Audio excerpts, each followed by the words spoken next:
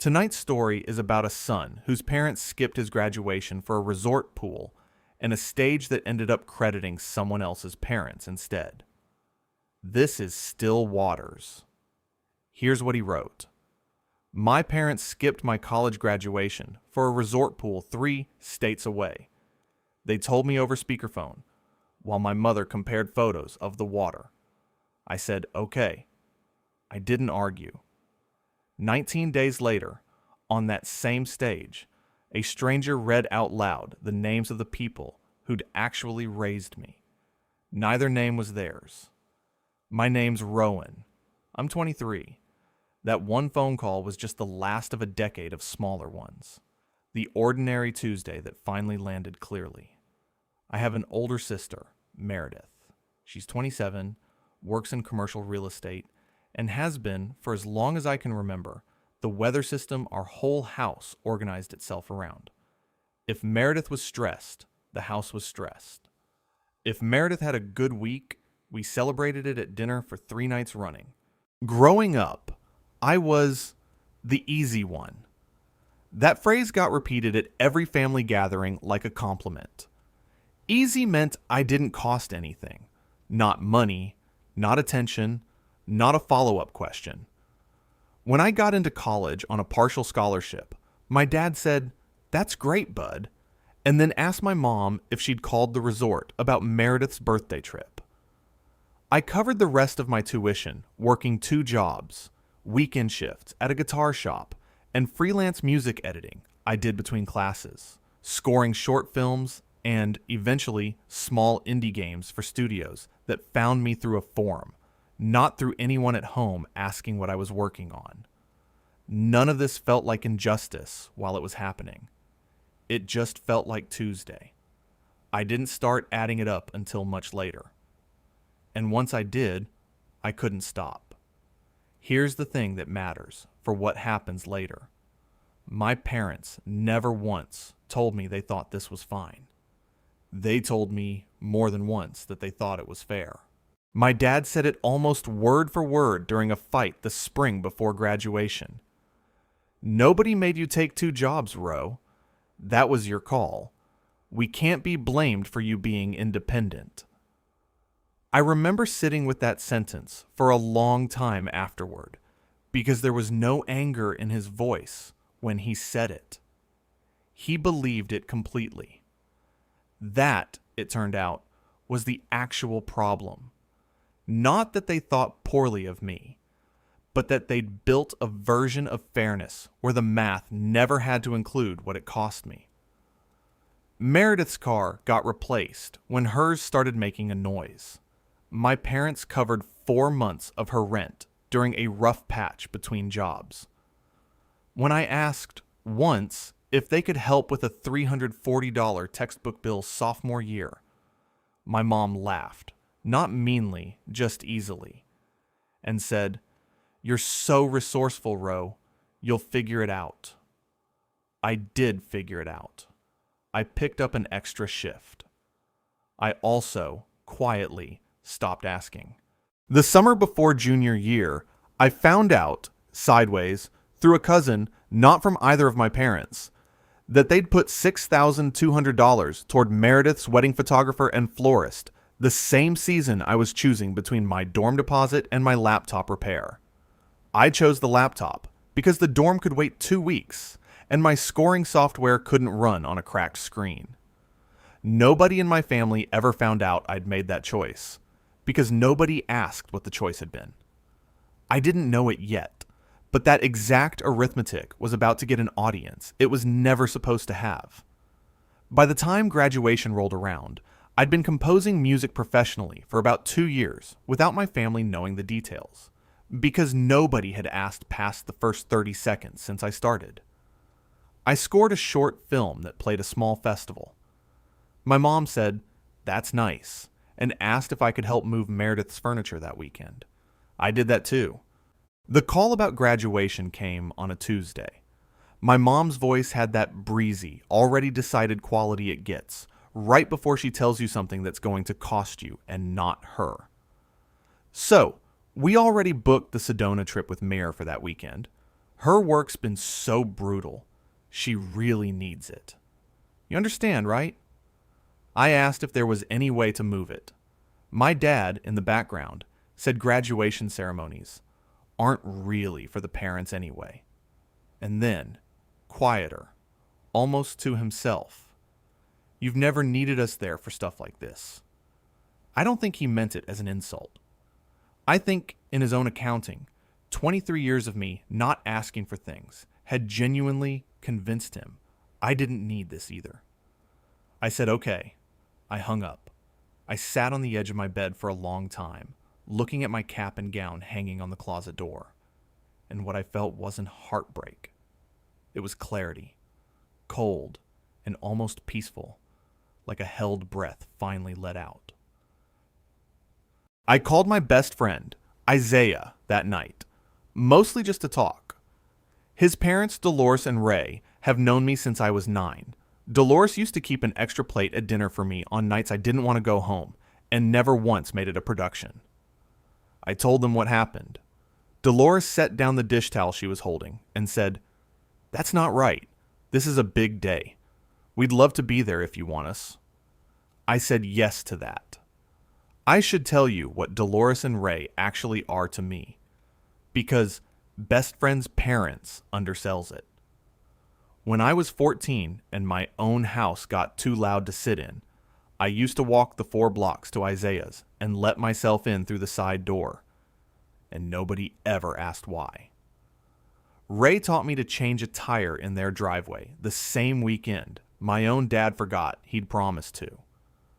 Dolores came to every one of my school concerts through 8th grade, sat in the same seat, and clapped like I'd done something remarkable even the years I definitely hadn't.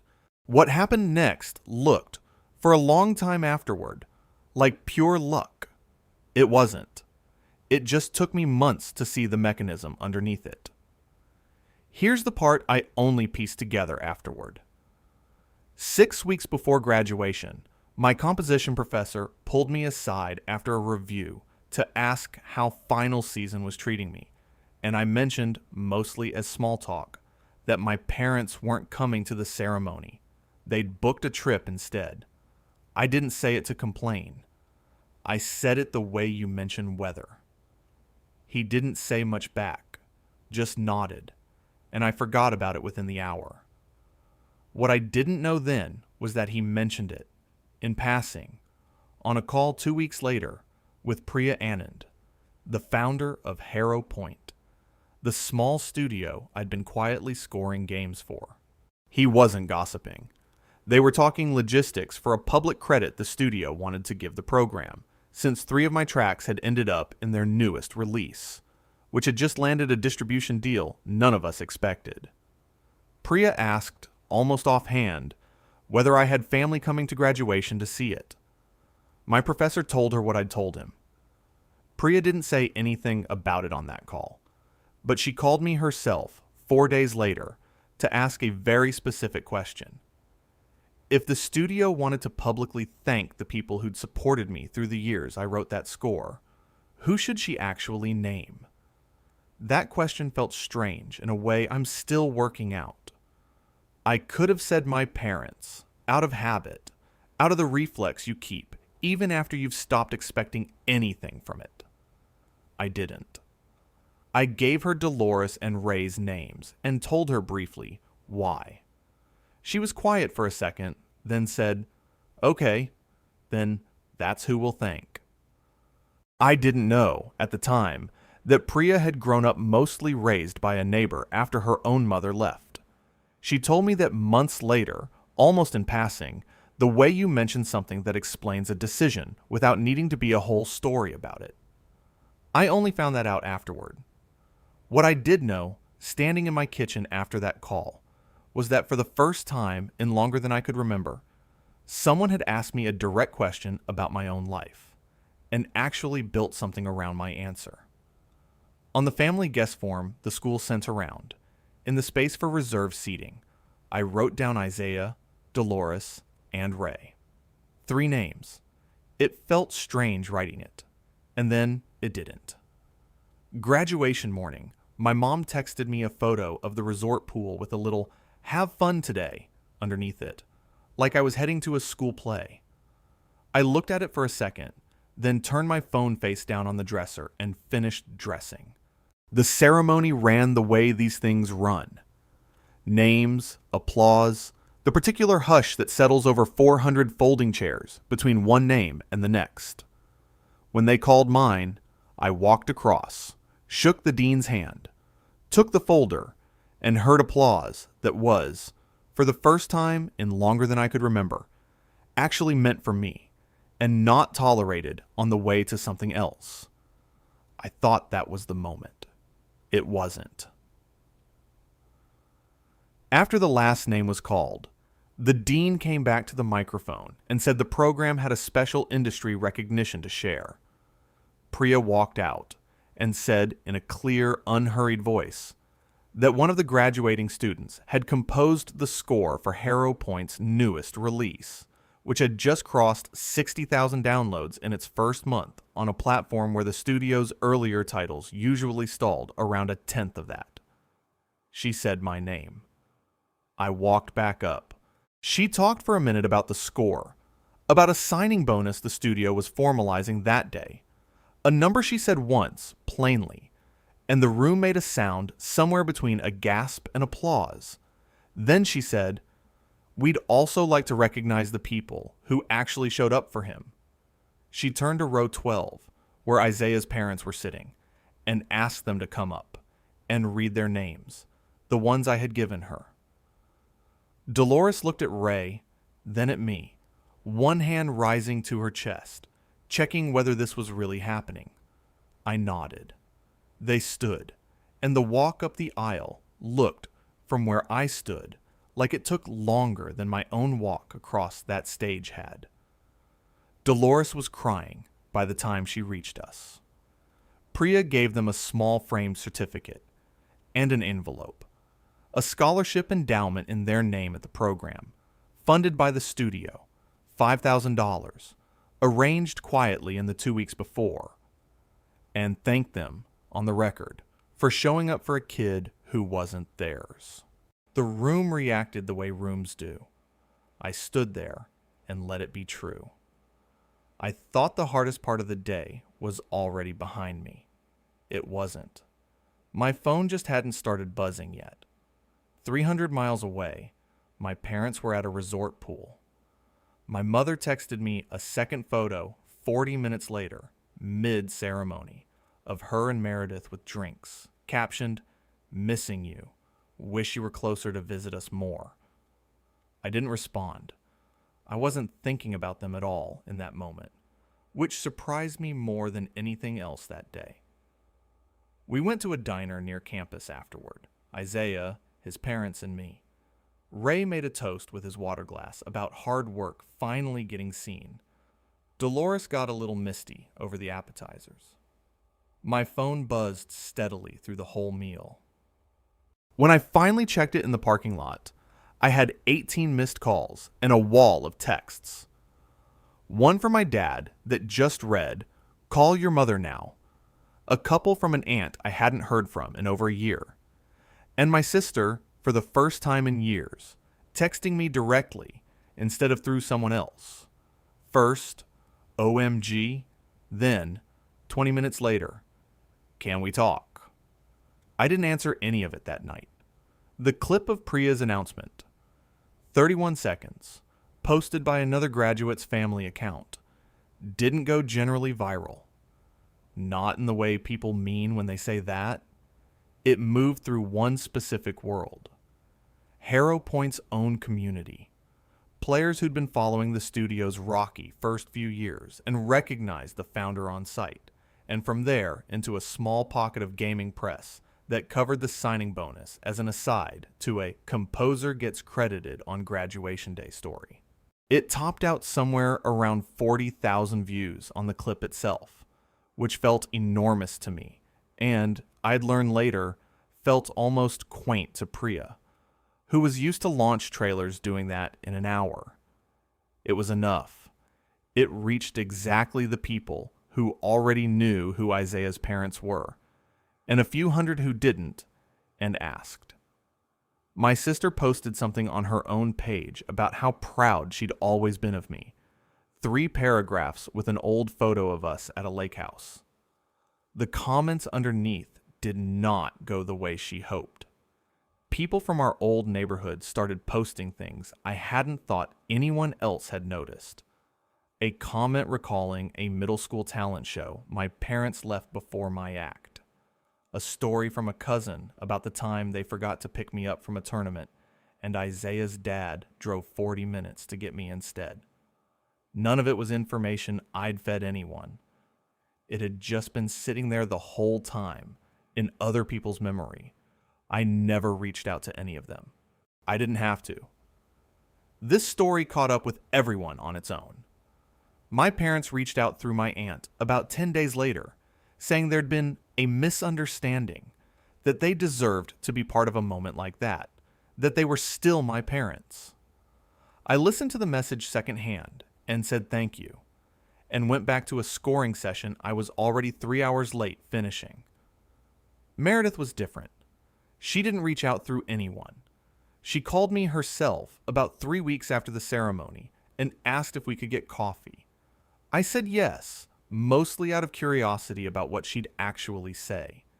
She told me, across a small table neither of us had touched our drinks at, that one specific comment under her post had stuck with her. The one about the talent show, from a woman Meredith barely remembered, who'd apparently been sitting 2 rows behind our parents that night and watched them leave before I even got to the stage. Meredith said she'd genuinely forgotten that happened, not denied it, forgotten it, the way you forget things that were never inconvenient for you to lose. She said reading it from a stranger who remembered it clearly, unprompted, was different from hearing it from me, because it meant it hadn't just been my version of events.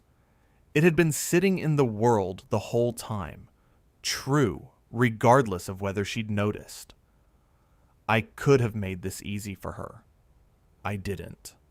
I told her I appreciated her saying that, and then I told her plainly that I wasn't ready to treat one uncomfortable comment section as 27 years settled. She got defensive for a second, said she was trying, that this wasn't easy for her either. And I said I believed the trying was real, and that it still didn't obligate me to meet her halfway on a timeline that worked for her. She sat with that. It wasn't a comfortable silence. She apologized again, smaller this time, without the 3-paragraph polish, and asked if she could call sometimes. No pressure on me to call back. I said she could try. I didn't promise anything past that, and for the first time in a long time, that felt like the honest answer instead of the easy one. Nothing exploded after that. It just settled, unevenly. Harrow Point signed me on for their next 2 projects at a rate almost triple what I'd been making, and I finally moved out of the apartment I'd been splitting with 3 roommates.